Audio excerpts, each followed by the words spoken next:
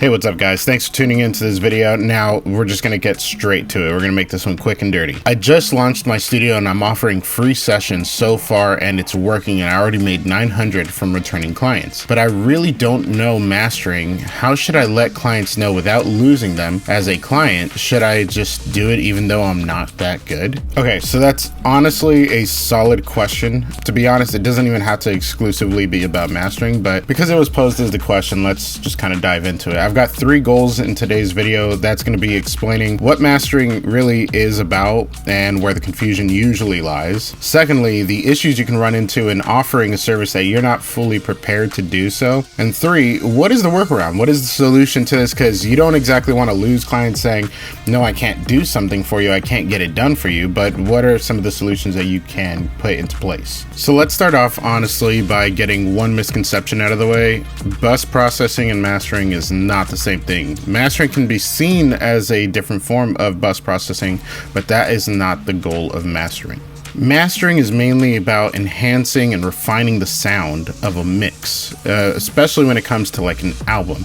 Now, what you're looking for is to develop some level of consistency, something that makes them feel like they're one cohesive project. Now, in the case of singles, sure, you can say that a single doesn't really have other tracks to compete against except for the market itself. So it's bringing it up to certain standards so that it can translate not just well as a mix, but that way it could fit within the genres and the placements it's going to be fitted for.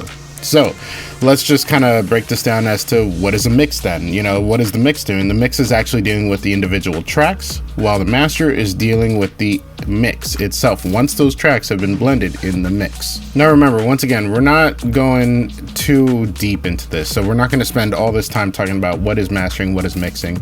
That's not the point of this. So diving right back in, what are 4 major issues that can come up if you were to lie to your client saying you know what you're doing when you know you don't? Okay, so the first one should be obvious, and it's literally going to come down to the quality of service. Now, what do I mean by this? Like, if you don't know what you're doing, you're not going to magically flop into a perfect end result every time. You know, realistically, you might do one thing that sounded pretty good. You know, we'll give you credit. Maybe the first one was great, but you started applying the same technique on every song after that and not getting consistent results because every song is different and needs a different treatment. Now, if you're not going to deliver a good result, then guess what? The song may not perform as well. The mix might have been fine the way it was until it came to your mastering, just because you were inexperienced. Now, should you ever be offering services you're inexperienced in? Sure. That's how you gain experience, you know, but you shouldn't be charging for them, nor should you not be telling your clients you're very good at them. It's not a good, you know, route for success. Now, let's say that you didn't heed the warning of the last one, then now you've got damage to your reputation. You're known as somebody who offers a service but doesn't actually do very good at it. And that's a big issue because many times you don't get a second chance at reintroducing yourself or the services you provide in a new, better light. You have to give it your all on the first try. If you're going to give it less than that, you shouldn't be doing it at all or charging for it at the very least. But with that said, you don't want to lose your reputation over something that you could have just, you know, said no to. It's better to say no to something you're not familiar with than to bomb at it and have that be your reputation. Now, a third one is managing client expectations, and this kind of lands on yourself as well. If you don't fully understand the role of mastering, you might start promising things that mastering has nothing to do with. It's the classic overpromise, underdeliver. You don't want to be that guy. You want to underpromise and overdeliver. You don't want to set expectations that are unrealistic. For instance, some of the issues that some people think mastering will fix are issues that were originally in the mix or in the recording. This is not something that can be fixed in the mastering. You might be able to like smooth a few things over, but generally speaking, let's look at the gravity of it. You have 2 tracks to work with, while the mixer had whatever amount of tracks in the entire production, and the recording engineer could have taken a new take, which would have saved the mixing engineer and the mastering engineer. The issue could be in the mix. The snare is just way too loud, and you say, oh, I can master the song and it should help, but how are you going to just deal with one element when you've got everything surrounding it in the same 2 tracks? So once again, managing client expectations and knowing what mastering is really about and how you can offer it and how it should benefit them is helping them set proper expectations. If you don't know what you're doing or what it's about, you might not be able to set those expectations well enough with your clients. Okay, so here's the last one, and this last one has actually made me money because of other people who just claimed they knew what they were doing.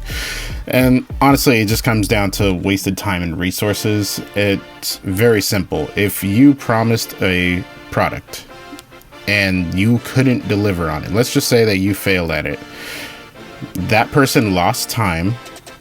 They probably paid you for a service if you're charging them. If not, it's still time that they lost, whether it's free or not.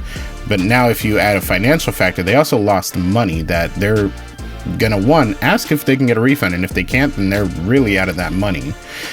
But now they have to find somebody else who can do the job, which is also going to take more time, and then they're going to have to spend more money with them. It's a loss of resources. It's a loss of resources for everybody. So this is why you shouldn't be doing this unless you actually know what you're doing. You could say this about any industry. You shouldn't be building a house for somebody and taking payment for it, even if it's free, if you can't even build it to code, because now you're dealing with the city and there's going to be tons of delays and everything, versus if they hired somebody from the get-go that knew what they were doing. Okay, so now that we got the cons out of the way, let's talk about the solutions. Okay, so first one is going to be the most commonly executed one, which is budgeting it into your price. A lot of mixing engineers actually have a favorite mastering engineer. Why? Because a lot of mixing engineers really are looking for a second year for somebody to give them the sign off saying like, hey, I just had to boost it a little bit, and that's pretty much it. A lot of mixing engineers don't want grandiose gestures being done to their mix in the mastering process.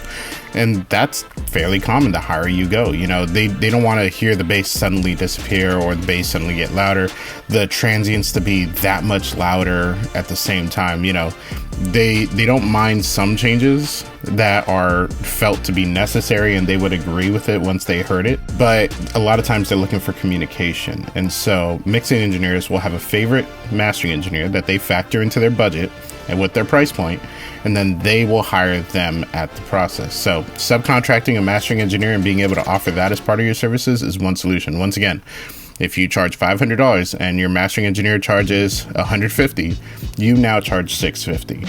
And you tell your client, yeah, you know, I offer mixing and mastering as part of my services. And if they ask you specifically about your mastering services, you can say, you know, I subcontract that out just to make sure that you have not just one engineer's ears on it, but you have two. And one of them's job is specifically to make sure that the best end result is what we're getting. Now, the second solution is especially appealing to those who are looking to get better at mastering and looking to learn the role and adapt it into their process a little better. So honestly, just offering it for free with communication that you still don't know what you're doing and that you are learning is okay. You need, once again, it goes back to client expectations. We need to actually set the expectation of like, hey, I would like to do this for you as just part of the services. It's free. Now, just understand, I am not a dedicated mastering engineer, nor am I somebody who has a long history of mastering the records that I myself mix. But I want to get better at it, and so if you're into it, I'm happy to do it for free. And a lot of clients will appreciate that significantly more than if they were to ask you, is this song mastered? And you say yes, and then it just does not even relate anywhere to any of the other songs on the radio in their genre. Or when they go to another mastering engineer and say, hey, what do you think?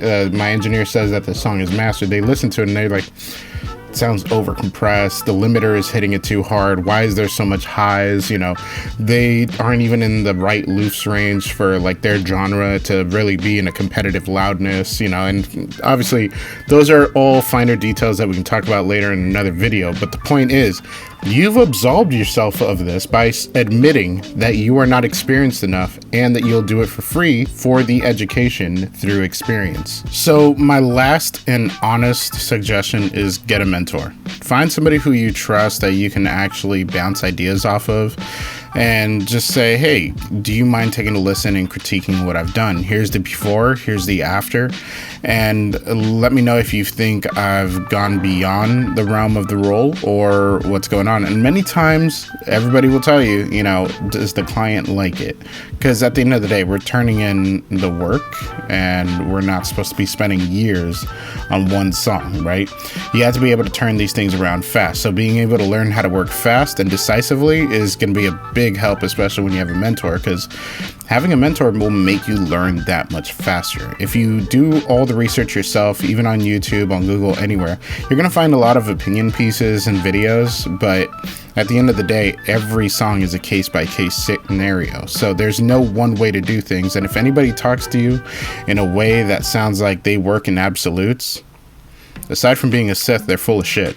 9 times out of 10. Just saying. But that's just me being honest. So once again, this video is meant to be quick and dirty.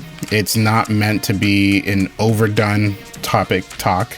And yeah, if you like what's going on here, you know, like, subscribe, comment, do all the things. But honestly, if you really want to help me out, you can just recommend my channel to some friends and stuff, and you know, that'll help get some more eyes on things. But for now, thanks for watching. It's quick and dirty, and we'll see what we got for the next video.